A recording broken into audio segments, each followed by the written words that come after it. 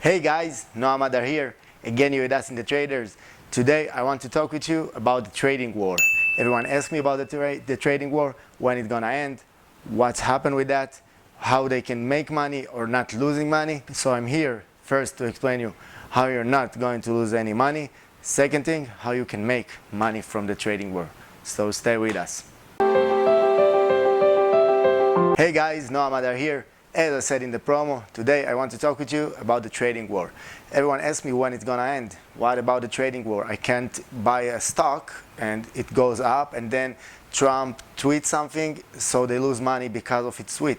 So a lot of other traders ask me, well, what I'm gonna do, which stocks to buy, should I hold only cash, should I buy something, maybe it's not the right time, what should I do? So first, before we start and before we get into that, please subscribe to the channel, help me grow my channel and find some new things to teach you every week. You know, every Saturday or Sunday I present our free stocks to buy for the upcoming week and I have great results. You can see what we did with OSTK, with Yeti, with RVLV, with Roku. We had great results. So keep follow us, keep subscribe, keep like our video. It's very helpful. Thank you. So back to the trading war. As I said, a lot of traders ask me regard what they're gonna do with Trump's tweets. You know, everyone asks about that. Why Trump always tweeting? What he's investing? Why he's doing this kind of tweets? So first, let me tell you, he's not investing or trading in the stock market, of course, because he's the president of the United States. And in every cultural and Western country, the president or the prime minister can't really hold any account of stocks or options because of its power and of its own internal information that he have. So no, he don't have any interest in that.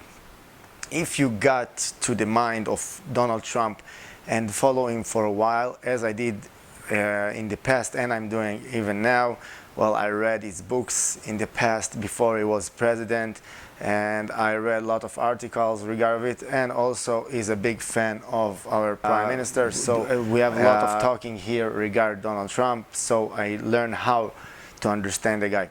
So first thing, his strategy is that he's always playing. He's a tactician and he's a strategic guy and he knows what he's doing. Because we're in a Western culture that all the media show us only the things that our president and our prime ministers are doing, but no, there are also moves from the other country, all right? Also China doing their moves.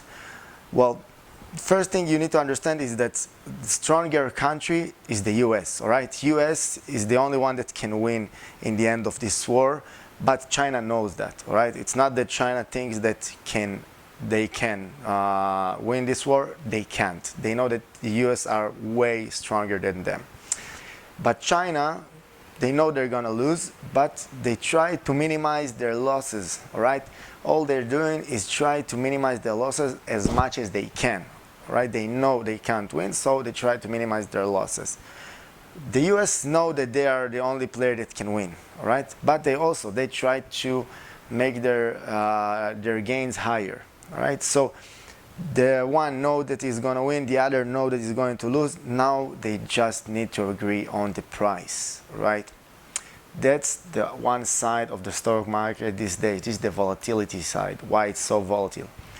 Second side, you need to look at the interest rate, right? We have 10 years of low interest rate, all right? And all we saw, it's a market goes up and up and up, and everyone now wait to the market to collapse. Well, let me tell you something. It is not going to happen as long as we add lower interest rate and as long as we know that it's just going to reduce in the next few months. So even though that we are afraid of the trading war, we can see it as an opportunity. Always hold about 30 to 40% of cash in your account. Okay, the other you can play, you can invest for long term, invest in stocks or even in dividend stocks. Look at my video regarding 5 dividend stocks for 2019. If you actually already watched it, You have HD, all right, Home Depot. It did great result this year, and it always paid its dividends of about 3%, if I remember, and it also went up about 20% since I recommend on these stocks. So you can hold 60% in dividend stocks or in swing trades, and 40% in cash, all right? And the moment the market is collapsed for a few days because of everyone afraid of the trading war, this is your time. Take 20% of the 40 that you put in cash and put it on the market, in the market, all right? And hold.